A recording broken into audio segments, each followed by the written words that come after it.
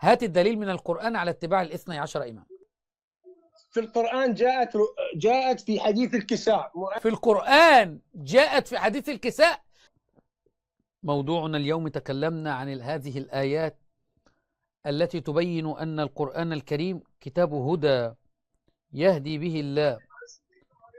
أيها السلام عليكم. عليكم السلام ورحمة الله. كيفك شيخ؟ الحمد لله. أحوالك أمورك؟ الحمد لله. شيخنا يعني كان بالأحرى بك نتناقش، توضح نقاط عندك في السنة أفضل من ضال تشوه مثلا باقي. لا، أنا الموضوع النهاردة يا حجي أن هو حول القرآن الكريم. هل القرآن الكريم كتاب هداية؟ أنت الآن كنت تتصل بحيدر الركابي وغيره وتناقش مواضيع خارج القرآن. خلاص الان هنتناقش أنا وأنت في القرآن. هل القرآن يا حجي كتاب هداية؟ القرآن كتاب هداية. طيب أين يهدي القرآن إلى التشيع؟ قرأت القرآن من الجلاد إلى الجلاد، لم أرى أي عقيدة من عقائد الشيعة. هل القرآن جاء وحده؟ أيوة، يبقى القرآن ليس كتاب هداية. القرآن كتاب هداية بالأئمة. إذا أنت تتراجع عن قولك أن القرآن كتاب هداية، لأنه لو كتاب هداية كان هدانا الآن للتشيع، لكن أنت قلت لم يأتي واحد. اتفضل. اسمع، لا تعلي صوتك حتى تخفض صوت الآخرين. لا، الناس سمعتك الآن وأنت تراجعت عن قولك أن القرآن كتاب هداية. لم أتراجع. جميل جدا. بما أنه هداية أجد عقائد الشيعة فين في القرآن.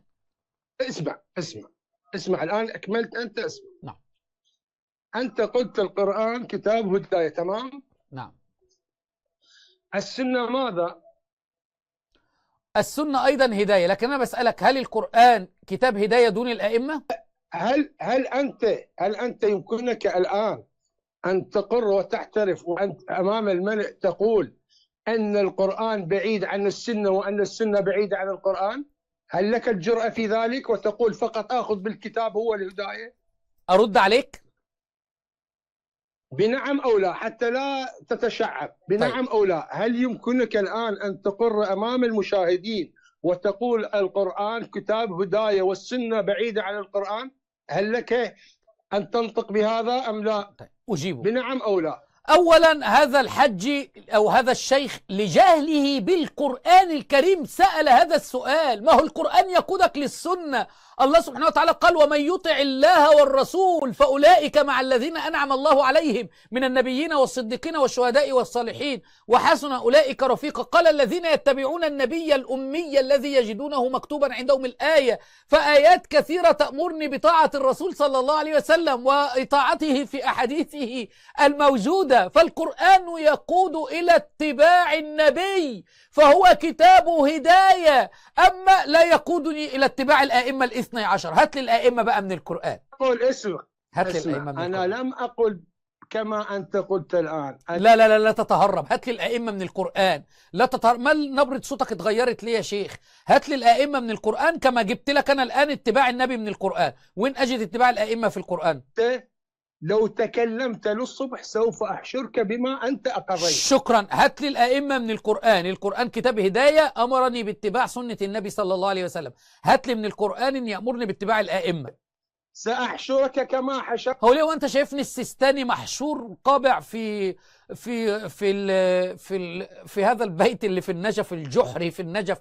السيستاني لا يخرج لكم. أجبني بدون تطاول عليا وتقول لي أحشرك يا حج. عيب، ده أنت في سن جده. هات لي بقى يا حج الآن من القرآن الكريم يا جده. هات لي من القرآن الكريم اتباع الآئمة الاثني عشر. إن أنكر الأصوات لصوت الحمير. نعم صحيح، وإحنا نعلم ذلك من أول ما سمعناك حينما اتصلت علينا. أرجع وأسألك تاني دون إساءة يا حجي، هداك الله. هات لي من القرآن اتباع الآئمة الاثني عشر. هات لي اسمع الآن. أنا لم أقر كما أنت الآن أقررت وقلت أن الكتاب ليس بهداية. لم أقر أنا بها. لم أقل ذلك. أنت الآن اسمعني. أنت الآن قلت أخذت بالكتاب وقلت السنة. الآن أنت رجعت ثم قلت إن السنة هي نفس القرآن. لا، القرآن وحي يا جاهل. القرآن. طيب أنا مش هرد عليك الجاهل. هل السنة وحي من الله أيضا إلى النبي؟ أم ليس بوحي؟ اسمعني يا جاهل بما تقول، اسمع، أنت جاهل بما تقول، تثرثر كثير. اسمع، القرآن الذي جئت به هداية هذا قرآن بالوحي. أما السنة التي تكلمت عنها وقلت لك إذا كنت أنت صحيح ذو كلام واضح تبعد السنة عن القرآن وتقول آخذ بالقرآن وأترك السنة. أرجع وأسألك تاني، أسأت ولم أرد عليك. هل السنة النبوية وحي من قبل الله أم ليس بوحي؟ هل السنة وحي من قبل الله؟ يعني عندك حديث الكساء، إما نزل النبي جبرائيل وقال يا محمد إن الله يقرئك السلام ويقول إن عليا وفاطمة والحسن والحسين كيت وكيت وكيت، هل هذا وحي من الله أم لا؟ أنت الآن تخفض الصوت عني. هل هذا وحي من الله؟ هل هذا وحي من الله أم لا؟ دعني الآن، دعني أكمل ثم أرجع ولف. هل هذا وحي من الله أم لا؟ السنة لما جبرائيل كان ينزل، أو الحديث القدسي يا عبادي إني حرمت الظلم على نفسي وجعلته بينكم محرما أو جعلته بينكم محرما فلا تظالموا، هل هذا وحي أم لا؟ أنت أين ذهبت الآن؟ وحي أم لا؟ لا تخلط الأمور. اجلد أبو معاوية. وحي يا سباب، مش هرد عليك الإساءة، وحي اهو. خليتك تقر ان السنة وحي. عرفت مين اللي جاهل؟ عرفت ان انت اللي جاهل، القرآن وحي والسنة ليس بوحي يا جاهل. ارجع واسألك تاني بقى، القرآن الكريم امرني بطاعة النبي صلى الله عليه وآله وسلم واتباع النبي، فهل الذين يتبعون النبي الأمي، فهل يوجد في القرآن اتباع للآئمة الاثني عشر؟ الآن لاحظ، أنا أجيبك على ما، لكن لا أجب، ما تقوليش الآن أجيبك، لكن يبقى ترجع ورا. لا، ما ترجعش ورا الآن. هل يوجد في القرآن اتباع للأئمة الاثني عشر كما يوجد اتباع للنبي محمد صلى الله عليه وسلم؟ نعم. اسمعني، لو أنت سني صحيح وعمري صحيح. لا مش هغير الموضوع. قلت لي نعم يوجد. أين الآية التي تأمرني باتباع 12 إماما؟ هربت يا جبان. شكرا. أين الآية؟ أنت قلت نعم، هل تكذب على القرآن؟ أين الآية التي تأمرني باتباع 12 إماما؟ رجل صحيح سني وأنت الآن في أين الآية التي تأمرني باتباع 12 إماما؟ أجب الجمهور، لا تجيبني أنا. أنت قلت يوجد، نعم يوجد آية تأمرني باتباع الأئمة الاثني عشر. اقرأ للجمهور الآية في 6236 آية. لا تستطيع قراءتها، قل لي الآية رقم كم وأنا أقرأها. تفضل. أقرأ والله أقرأ ما لم تقرأ. لن تقرأ، لدام قلت أقرأ والله أقرأ يبقى مش هتقرأ. اقرأ الآية وتحداك الآن أمام الجمهور. اقرأ. أنا أتحداك ترجع لي. لا ما تتحدانيش. اقرأ الآية أمام الجمهور. أنا أعلم بما يجول في قلب الشيعي. قلت لك وأنت قلت والله أقرأ، وقلت لك لن تقرأ. لدام أقسمت كده يبقى لن تقرأ، لأن أنتم لا تعظمون هذه الأيمان، تقسم بالله كذبا. أقول لك اقرأ الآية الآن، خلينا نشوف الآية. اقرأ. لم أقرأ حتى. الله أكبر، اجلد أبو معاوية. قال لك لن أقرأ. قلت لك أعلم ما في قلبي. أنا شفت مش في مروض للأسود، أنا مروض للوزغ للحج. أرجع وأسألك تاني أيها السباب، اقرأ الآية التي تأمرني باتباع 12 إماما. أنا سباب؟ من سببت؟ اقرأ الآية بدون مظلوميات التي تتعلمونها في الحسينية أو تعلمونها لعوام الشيعة المساكين. اقرأ الآية. بلاش الضحكة دي بالله عليك، ما ده انت باين عليك كورة في التدخين حجي، رزما أكيد صح؟ أرجع وأسألك تاني، أنت أقسمت بالله أن يوجد آية تأمرني باتباع 12 إماما، أين هذه الآية؟ أقسمت أنك ستقرأ الأولى وضحكت على أتباعك بأن كتاب. شكرا. اقرأ الآية التي تأمرني باتباع 12 إماما. خلي الناس كلها تعرف الحقيقة يا حجي، ليش تقسم بالله يا كذاب؟ اقرأ الآية. إذا قرأت من السنة اقرأ الآية. قرأت من السنة؟ بتقول لي قلت لك يوجد في القرآن آية، قلت لي نعم والله أقرأ لك. اقرأ الآية. إيه اللي خلاك تنتقل للسنة؟ اعترف الأول إن لا يوجد آية في القرآن، ثم أذهب أنا وأنت إلى السنة. اسمعني جيد جيد، دعني اوضح لك نقطه ثم تكلم. لا، اعترف الاول ان لا يوجد في القرآن. اسمعني، اشهد الله عليك لا تخفض صوتي امام الناس، اشهد عليك الله ورسوله. اسمعني، الان انت تكلمت كلام وقلت نذهب الى الكتاب. نعم، انا في هذه النقطه اوافقك الراي. كيف ذهبتم في قرآن عثمان وتركتم السنه، سنه النبي؟ لم تقرأوا سنه النبي. الله اكبر، خلينا نرد على النقطة الاولانية هذه. الله اكبر، اقريت ان اللي جمع القرآن عثمان. ايه يا شيعة، المصحف اللي عندكم امامكم عثمان هو اللي جمعه. هذا المصحف اللي في بيت كل شيعة امامكم عثمان اللي جمعه. انتوا المفروض يا شيعة الان، بما انكم هذا لا يجوز عامة، يعني المفروض بدل ما تسجدوا للقبور والاضراح تسجدوا لعثمان بقى، لان الان كل صلاة بتقرأوا فيها من القرآن هو ده القرآن اللي عثمان جمعه. اشكرك ان انت اقريت ان هذا المصحف اللي جمعه عثمان، والامام هارب بقاله 1200 سنة سايبكم لمصحف عثمان. ارجع واسألك، هل تعترف أنه لا يوجد آية في القرآن الكريم تأمر باتباع 12 إماما؟ السلام، تسمعني؟ ممكن تسمعني أو لا تسمعني. إما تقر الأول أن لا يوجد آية ننتقل للسنة، ولكن اعترف الأول. يعني اسمعني بالعامية العراقية، أقول لك يعني الآن أنا أتكلم أمام متهم بنعم ولا، هذا أسلوب حوار؟ لا، ما أنا بقول لك لا، أقول الآن لابد أن احنا نأخذ اتباع الأئمة من القرآن دون أن تعترف. تلميذ لديك، اسمعني، تلميذ لديك بنعم أو لا، صح خطأ، هذا ليس حوار. طيب أنا بسألك أهو، مش نعم أو لا، هل اتباع الأئمة الدليل قرآني أم سني؟ اسمعني جيد، مو سني، سنة النبي. سني طيب. هذه جميل جدا. اتباع، ما هو اتباع سني أي لسنة النبي صلى الله عليه وسلم. اتباع الأئمة الدليل قرآن أم سنة؟ جيد، حتى أجيبك الآن عليك أن تسمعني بنقطة. أسألك بنقطة، هل أنت تجعل كفة للقرآن وكفة للسنة؟ لا، أخذ من الاثنين. جيد، بماذا تأخذ؟ بما جاء عن النبي أم بما جاء عن غير النبي؟ بما جاء عن النبي. جيد، لماذا في النقطة الأولى ذهبت إلى القرآن كتاب الهداية وتركت السنة؟ ما هو القرآن بيأمرني باتباع السنة. القرآن يأمرك باتباع السنة نعم، الله قال الذين يتبعون النبي الأمي أطيعوا الله وأطيعوا الرسول وأولي الأمر منكم ومن يطع الله والرسول فأولئك مع الذين أنعم الله عليهم. سألتك السؤال الأول ورفضت تجيب. السؤال الثاني وبكرره للمرة الثانية، هل الدليل على اتباع الأئمة من القرآن أم من السنة؟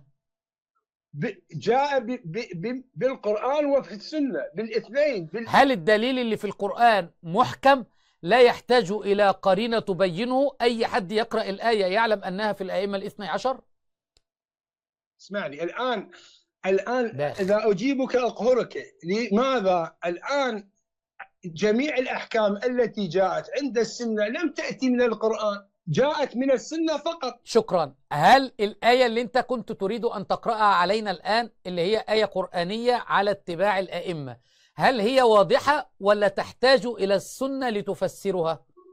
اسمعني الآن، هل لديك الشجاعة أن تسمعني بدون أما تجيب هذا رابع سؤال أو خامس سؤال لا تجيب وقاعد تقفز؟ أجبني يا حج على هذه.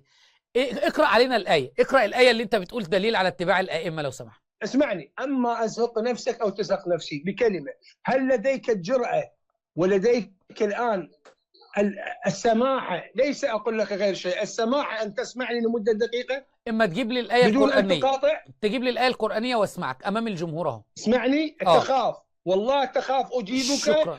فأقهرك في عقرك. اسمها فأقهرك يا عم، روح اتعلموا اللغة العربية بقى. أريد منك أنك تقرأ الآية القرآنية وبعدين خد الوقت أمام الجمهور، هسيبك تتكلم بعد أن تقول الآية. أنت تعلم ابن بغداد شكرا. هات الآية القرآنية التي تأمرني باتباع الأئمة دون مراوغة. يعني أنت لدلوقتي بقالك 15 دقيقة وبتراوغ ومش عايز تجيب الآية. هات الآية اللي القرآنية. بتاعه واللي زيك شكرا. واللي علشانك تعلم ابن بغداد. شكرا شكرا. هات بقى الآية القرآنية التي تأمرني باتباع الأئمة. أنت قلت نعم يوجد دليل قرآني ودليل من السنة. ما هو الدليل القرآني على اتباع الأئمة؟ تفضل. جيد، الآن دعني أجيب ولكن لا تقاطع. ماشي. جيد؟ تفضل. جيد. الآن الأحكام السنية التي جاءوا بها، أين الآية القرآنية على اتباع الأئمة؟ طب ليه كذبت وقلت يوجد آية على اتباع الأئمة الاثني عشر؟ هل تظن نفسك في الحسينية يا شيخ؟ هل تظن أنك ممكن في الحوزة وهتكذب وبهايم قاعدين لابسين عمائم هيصدقوك؟ لا يا شيخ. يا شيخ أنتم هنا لا تستطيعون أن تمرروا أكاذيبكم علينا. أرجع وأسألك تاني، والجمهور حكم بيني وبينك. أنت قلت يوجد دليل قرآني ودليل من السنة. اقرأ علينا الدليل القرآني، بقالنا 16 دقيقة تعبت. اقرأ علينا الدليل القرآني. الآن سأقرأ، اسمع. تفضل. كلامك المتكرر والكثير هو التشويش على مستمعينك. دعني أتكلم وأسكت أنت. أما كثرة كلامك في القناة فهو دليل على أنك لا تجعل نقطة الربط موجودة وتشوش على المستمعين. شكلك أنت اللي عايز تتربط. أنت اسكت. هات الآية القرآنية. جيد، سأجيبك، ولكن من السنة أجيب القرآن. الله أكبر، يعني ما فيش في القرآن؟ طب ما أنا قلت لك قول من السنة من الأول، هات السنة بقى. يبقى لا لا لا، أجيبك أنت على سؤالك الآن، أجيبك بما أنت به، بما أنت عملت به. طيب هات بقى الدليل من القرآن على اتباع الأئمة الاثني عشر. تفضل هات الآية. أنت الآن جعلت أبا بكر خليفة. شكرا، ما سألتكش على أبو بكر، ما سألتكش على أبي بكر. هات الآية التي بها اتباع 12 إمامة. عوام الشيعة جالسين بيسمعوك يريدون دليل. ليه كذبت وخدعتهم وقلت يوجد دليل قرآني ودليل من السنة؟ اقرأ الدليل القرآني. الله قال ذلك الكتاب لا ريب فيه هدى للمتقين يهدي به الله من اتبع رضوانه سبل السلام إن هذا القرآن يهدي للتي هي أقوم قد جاءكم من الله نور وقد جاء يا أيها الناس قد جاءكم برهان من ربكم وأنزلنا إليكم نورا مبينا. اقرأ لنا من النور المبين يا شيخ آية على اتباع الأئمة كما أنت قلت. جيد، الآن أجيبك أم تكثر بالكلام وفي الآيات وفي القرآن لا، آية واحدة بس. أجيبني بآية أولا، لا أريد أن أكثر بالآيات. آية واحدة فقط. لا، أسلوبك اترك هذا الأسلوب. طب اتفضل هات الآية التي تأمرني باتباع الأئمة. الآن جيد، دعني أجيبك. الآن بماذا عمل السنة في هات الآية يا شيخ. يا شيخ لا تشغب أنت. هذه تتركهم للأطفال اللي في كي جي 1 في الروضة. يا شيخ أنت رجل كبير وصورتك أمامي هوت. هات الآية يا شيخ. وين الآية التي تأمرني باتباع الاثني عشر إمام؟ طب ليش كذبت على الله وقلت يوجد في القرآن اتباع لاثني عشر إمام؟ بما إنه لا يوجد عندك ليش كذبت وأخذت تروج هكذا؟ اسمعني، لا تسيء بأني كاذب. طب هات الآية يلي مش كاذب يا مؤدب يا محترم. هات الآية من القرآن على اتباع الأئمة. اسمعني. الآن الأحكام التي جاءوا بها السنة ليس كلها بدليل من القرآن. بس أنت قلت لي إن اتباع الأئمة الاثني عشر في دليل من القرآن ودليل من السنة. هات لي الدليل اللي من القرآن على اتباع الاثني عشر إماما. اكتبوا لي يا إخوة في التعليقات هات الآية. أنت قلت في دليل قرآن ودليل من السنة. هات الدليل من القرآن على اتباع الاثني عشر إمام. الآن في القرآن جاءت في حديث الكساء. في القرآن جاءت في حديث الكساء. القرآن جاءت في حديث الكساء. لا حول. جاءت رواية في حديث الكساء. ما سألتش عن السنة. الأول قل لي لا يوجد في القرآن آية. هات الآية على اتباع الاثني عشر إماما. يا أخي آية التطهير جاءت في اقرأ الآية. اقرأ الآية للجمهور. أقرأ الآية، ولكن قبلها أكو مقدمة عندي لازم أتكلم بها حتى أوضح. اقرأ الآية حتى أوضح. الأول وقرن في بيوتكن ولا تبرجن تبرج الجاهلية الأولى. الآية بتبدأ بهذا القول. لا، لم تأتي بهذا القول. والله بتبدأ بهذا يا حجي. يا الله، بص يا جاهل، اتعلمتوا ايه في الحوزة؟ بس شوفوا أيها الجمهور معايا.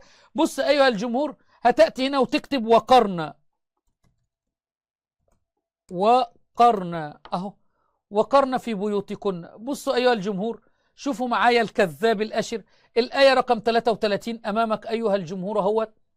وقرنا، الآية بتبدأ شفت شلون وقرنا. الشعبت باوع؟ شفت شلون الشعبت؟ ليه بتكذب وتقول ان الآية لا تبدأ بذلك؟ ها هي الآية اهي: وقرن في بيوتكن ولا تبرجن تبرج الجاهلية الأولى وأقمنا الصلاة وآتينا الزكاة وأطعنا الله ورسوله إنما يريد الله ليذهب عنكم رجس أهل البيت. ليه مش حافظ الآية يا حج؟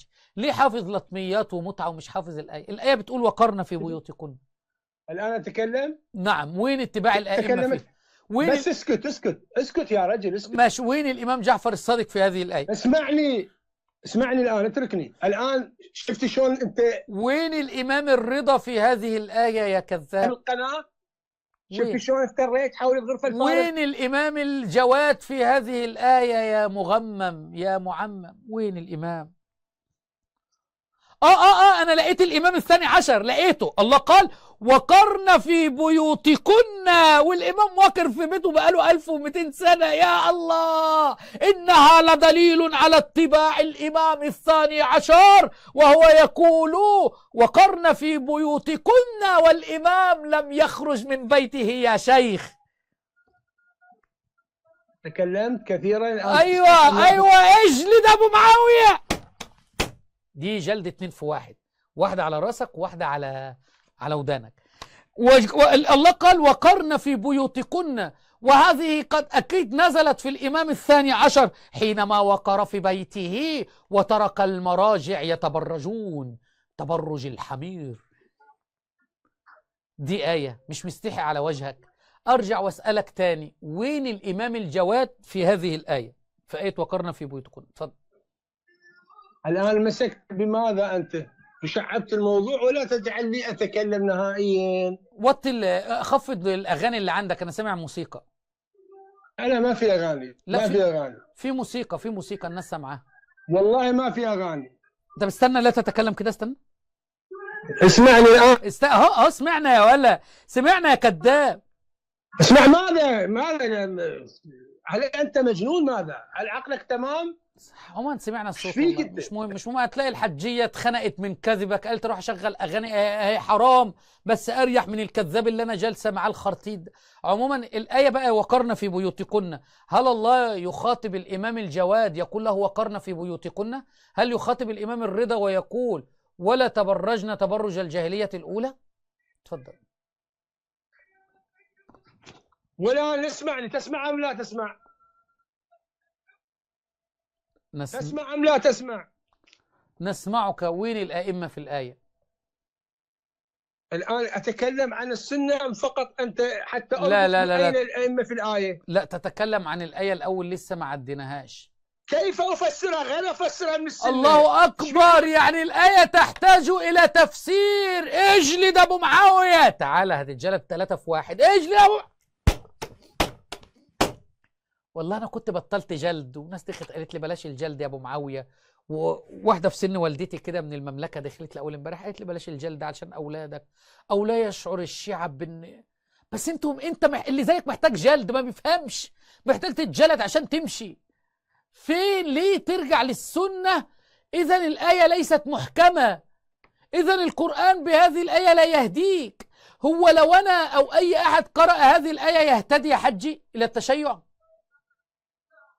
لا، يقرأ السنة. الله، جميل جدا. عندي آية في القرآن لابد انك تسمع هذه الآية. معلش خليك معايا كده. شوفوا أيها الأكارم في سورة الجن.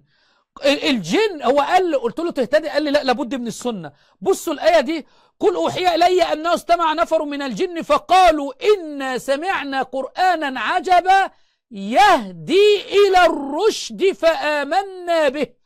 قل أوحي إلي أنه استمع نفر من الجن فقالوا إنا سمعنا قرآنا عجبا يهدي إلى الرشد.